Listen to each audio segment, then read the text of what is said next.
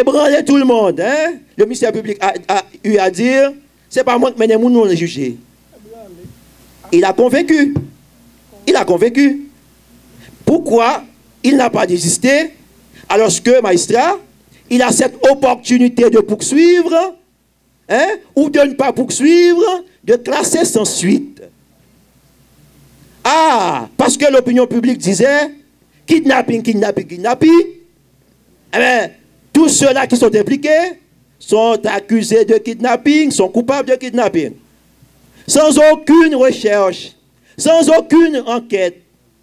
Magistrat, tantôt, j'ai dit par devant vous, dans le cadre de ce dossier, l'instruction était désastreuse. Vous m'avez demandé d'enlever le mot. J'ai enlevé, parce que je vous respecte, mais je vais dire un autre mot. L'instruction de ce procès était univoque. L'instruction de ce procès était univoque dans un seul sens. Oh, magistrats, on crie partout dans le pays. Oh, le juge instructeur instruit à charge et à décharge.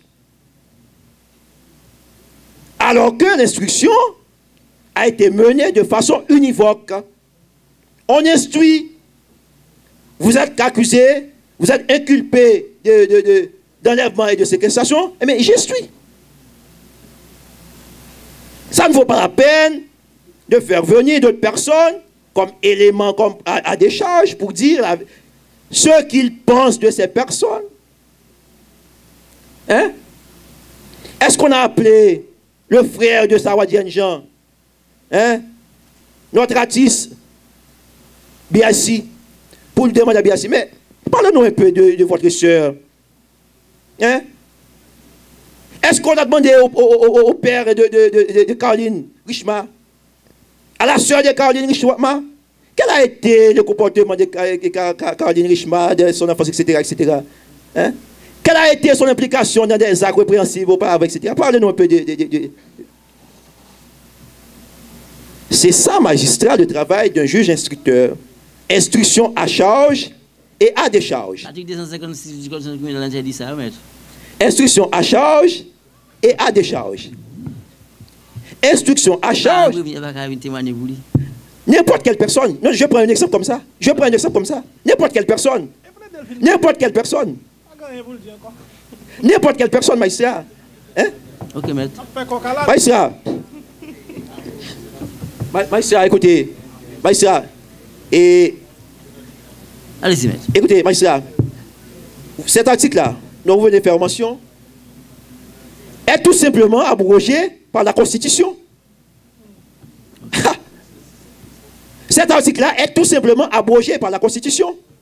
Nous avons un même magistrat, un code, hein, un code de droit et de l'homme haïtien. Selon l'article 276, cet article, 276.2, ce texte tombe. Magistrat. Magistrat. Ah. Continuez. Vous ne comprenez pas. Vous ne comprenez pas.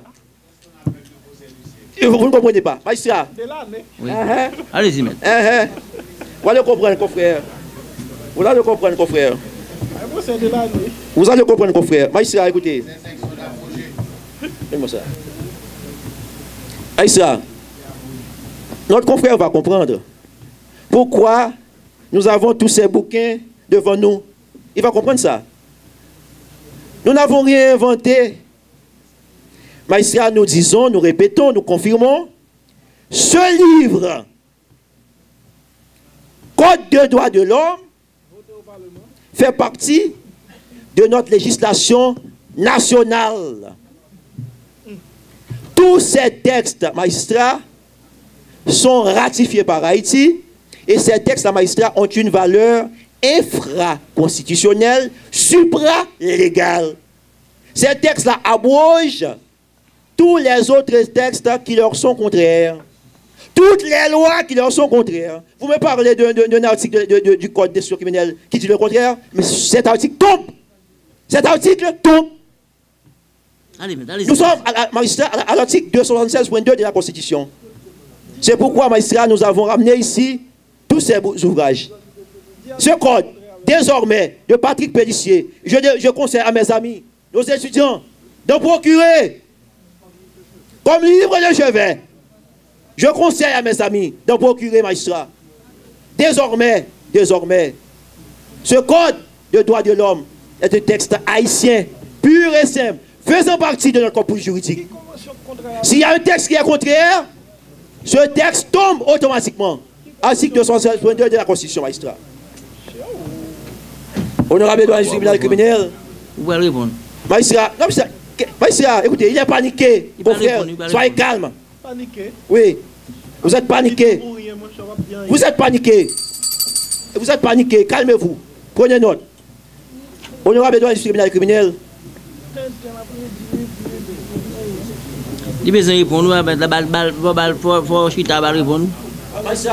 Ils ont pris une journée pour nous accuser.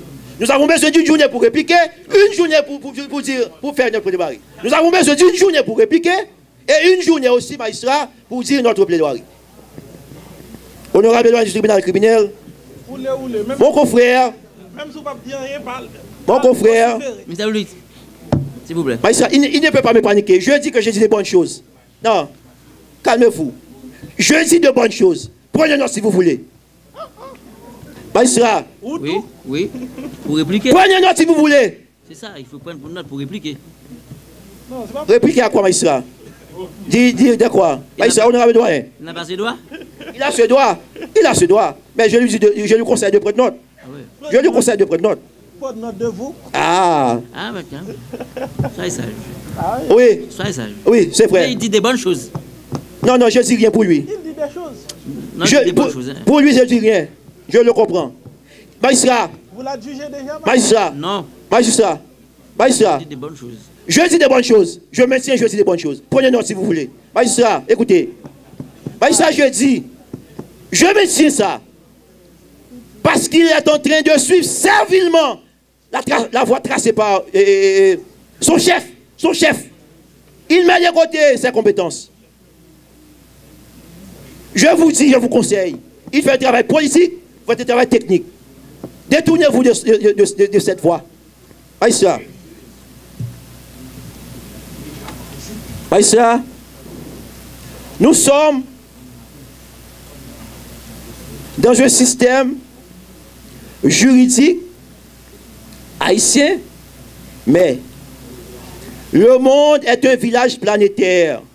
Nous ne devons pas nous rester sclérosés dans un système haïtien. Écoutez, mon confrère a parlé des grands procès de l'histoire. Moi, je vais parler, magistrat, d'un procès actuel.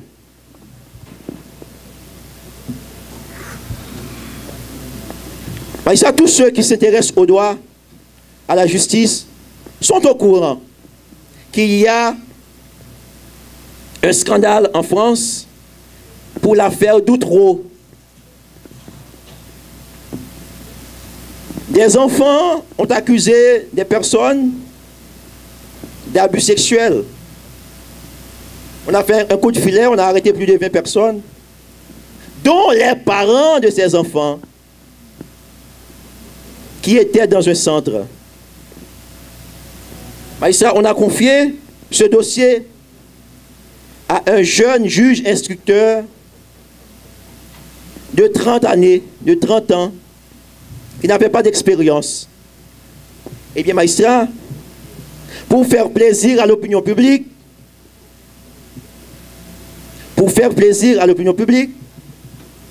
après, magistrat, 84 expertises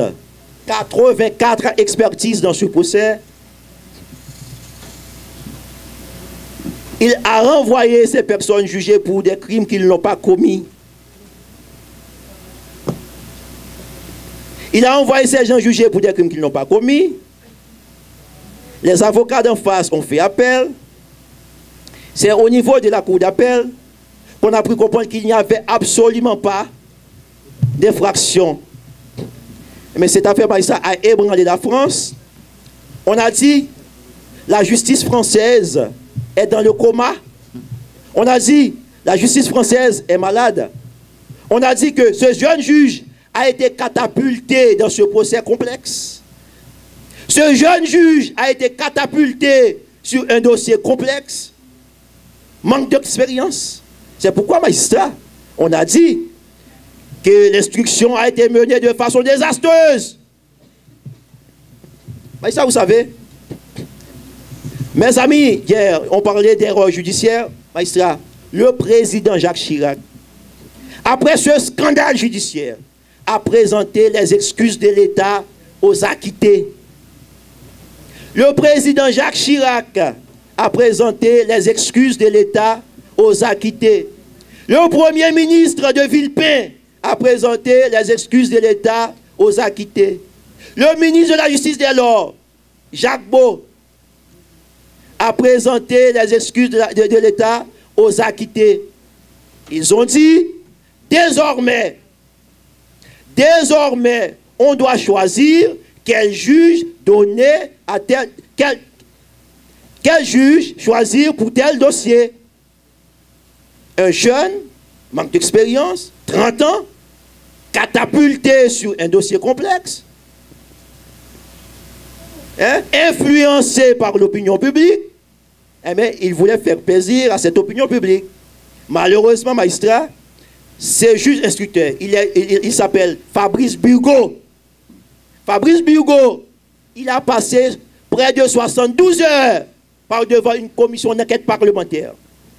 Par devant une commission d'enquête parlementaire pour s'expliquer pourquoi un tel scandale dans la justice française.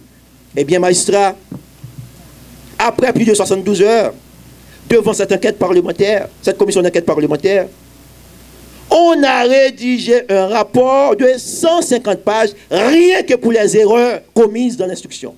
150 pages, un rapport de 150 pages, rien que pour les erreurs commises.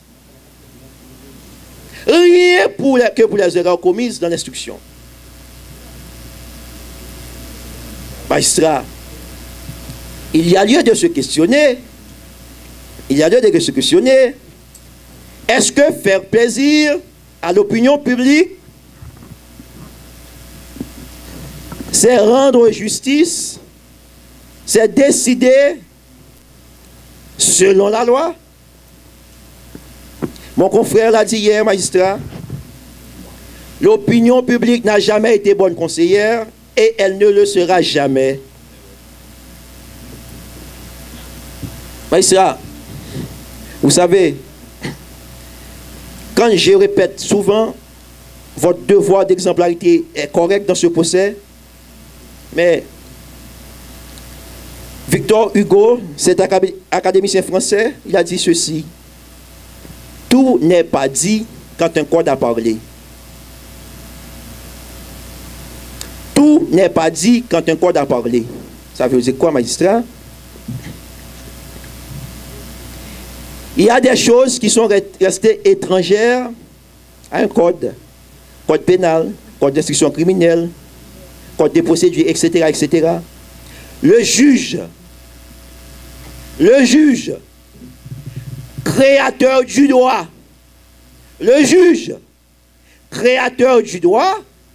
doit toujours décider quand un dossier se présente devant lui. Même sans référence. Dans ce cas, sans référence, le juge devient créateur de droit. Tout n'est pas dit quand un code a parlé. Honorable doyen du tribunal criminel, je vous connais, je vous apprécie pour avoir été ensemble pendant 3 ans sur le même banc. Je sais qui vous êtes, je vous fais confiance. Nous disons, nous répétons, magistrat, seule une contre-expertise peut détruire une expertise. Seule une contre-preuve peut détruire une preuve. Seule une contre-vérité peut détruire une vérité. Et nous maintenons ces phrases, magistrat. Honorable doyen du tribunal criminel, dans le cadre de ce procès qualifié de procès Clifford Brandt et associés et consorts, il y a, magistrat, une furie médiatique. L'opinion publique, magistrat, ça a fait un buzz médiatique. Ce procès, c'est normal. C'est un fils de la bourgeoisie haïtienne qui est impliqué dans un scandale, malgré lui. C'est normal. Mais nous avons des questions par rapport, magistrat, à ce tollé médiatique. Nous avons des interrogations. Quelles sont ces interrogations, magistrat? Nous nous posons la question de savoir, est-ce que nous sommes en présence d'un procès sur le fil du rasoir, un procès sur le fil du rasoir, dont le verdict est connu d'avance, au mépris de tous les textes de loi? Enlevez ces mots, maître. Quel mot, magistrat? Quel mot, magistrat? Procès dont le verdict est connu d'avance. Magistrat, c'est une question que je me pose. Ah, ok. Ah, magistrat. Mais je vous respecte, magistrat. Je me pose cette question, j'ai dit, je répète pour vous, magistrat, pour comprendre ma phrase, par rapport à ce tollé médiatique, okay, par rapport à cette furie médiatique, par rapport à l'opinion publique, je me pose la question de savoir, okay, est-ce que ce procès est un procès sur le fil du rasoir, dont le verdict est connu d'avance? C'est ce que j'ai dit. Pas de problème. Continue. Merci, magistrat. Oh, magistrat, ce procès, non seulement le verdict est connu d'avance, mais un procès en dehors de tous les textes de loi, en dehors de toutes les conventions ratifiées par Haïti, en dehors de tous les traités ratifiés par Haïti, qui font partie de notre corpus juridique. La réponse est non. Nous avons d'autres interrogations, magistrat, par rapport à ce tollé médiatique, par rapport à l'opinion publique, par rapport aux organisations dites de défense des droits de l'homme. Nous avons des interrogatoires, des interrogations, magistrat. Dans ce dossier, magistrat, nous avons des interrogations. Dans ce dossier, où l'accusé Clifford H. Brandt est considéré comme l'arbre qui cache la forêt, où l'accusé Clifford H. Brandt est considéré comme l'arroseur arrosé, comme l'arbre qui cache la forêt, comme l'arroseur arrosé. Nous avons des interrogations. Est-ce que cette société veut juger Clifford H. Brandt parce qu'il est Brandt? Parce qu'il est Brandt? Est-ce qu'on veut juger Clifford H. Brandt parce qu'il est Brandt? Ou bien on veut juger Clifford H. Brandt parce qu'il est impliqué dans cette sale affaire? Ce sont des interrogations que nous avons, magistrat. Nous disons, magistrat, nous devons juger Clifford H. Brandt parce qu'il est impliqué dans cette sale affaire malgré lui, mais pas parce qu'il est Brandt. Parce qu'on dit, magistrat, ces gens-là sont responsables de tous les maux du pays. Ce sont ces gens-là qui ont pillé le pays. Ce sont eux qui nous rendent responsables, qui sont responsables de notre pauvreté. Non, magistrat, je dis non, je ne défends pas une classe, mais je dis non. La logique, c'est quoi? Les gens de la classe moyenne sont présidents, ministres, secrétaires d'État, directeurs généraux. S'ils doivent avoir contrebande, les gens de la classe moyenne doivent passer par les gens de la classe moyenne. Ils ne sont pas ministres, les gens de la classe bourgeoisie, de la classe bourgeoise. Ils ne sont pas ministres. Ils ne sont pas directeurs généraux. S'il y a contrebande, eh bien, magistrat, il y a corruption. Il y a un corrupteur, il y a un corrompu. Ils ne sont pas responsables de la pauvreté. On ne doit pas juger les Brandt parce qu'ils sont Brandt. On juge Clifford Brandt parce qu'il est impliqué dans cette sale affaire malgré lui. Malgré lui. Malgré lui. S'il doit avoir magistrat, des trafics d'influence, eh bien, ils doivent passer par les gens de la classe moyenne, des ministres, directeurs généraux, présidents, tout le monde. Ils ne sont pas ministres, ils ne sont pas présidents, ils ne sont pas directeurs généraux, rien du tout. Eh bien, magistrat, nous sommes responsables de nos malheurs. Ils ne sont pas responsables de nos malheurs. Ils ont travaillé pour être riches, ils sont riches. Je ne défends pas cette classe. Je ne défends aucune classe. Je défends le droit. Est-ce qu'on doit juger Clifford Brandt parce qu'il a été impliqué dans cette affaire? On juge Clifford H. Brandt. On ne juge pas les Brandt. On ne juge pas Clifford parce qu'il est Brandt, mais on le juge parce qu'il est impliqué dans cette sale affaire. Point. C'est une personne. C'est le procès de Clifford Albrecht et consorts. Procès de Clifford Albrecht et consorts. Magistrat, nous avons aussi une autre interrogation. Pourquoi cette instrumentalisation de ce procès? Est-ce qu'on peut dire que la justice haïtienne est influencée par l'opinion publique? Est-ce qu'on peut dire que la justice haïtienne est dans le coma? Est-ce qu'on peut dire que dans la justice haïtienne, c'est la rue qui décide? Est-ce qu'on peut dire dans la justice haïtienne, ce sont les amateurs, les contrebandiers en droit qui décident? Non. Je réponds non. Les contrebandiers en droit ne peuvent pas décider. Ce sont les techniciens en droit, magistrat, qui décident. Vous êtes un technicien en droit, vous êtes un juge. C'est vous qui décidez, pas les contrebandiers en droit, pas l'opinion publique. C'est un procès de rupture, un procès basé sur la science. Et nous sommes contents, je répète encore, d'être devant un magistrat qui comprend ce que c'est qu'un procès équitable. Honorable doyen du tribunal criminel, vous savez, le 22 octobre 2016, Clifford Albrecht a été interpellé dans son business, dans son bureau. Ça a été un scandale pour la société haïtienne. Ça a été une infamie pour la famille Brandt. Et aussi, magistrat, ça a été un coup de tonnerre pour la famille Moscoso.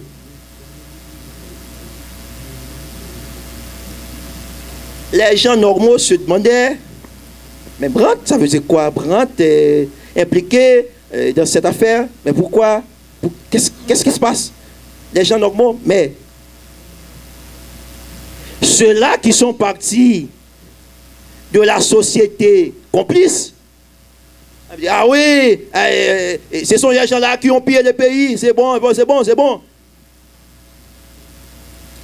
Et ça, nous sommes là pour juger Clifford Albrecht par la famille Brandt, Clifford Albrecht parce qu'il est impliqué dans cette sale affaire malgré lui, selon son cas,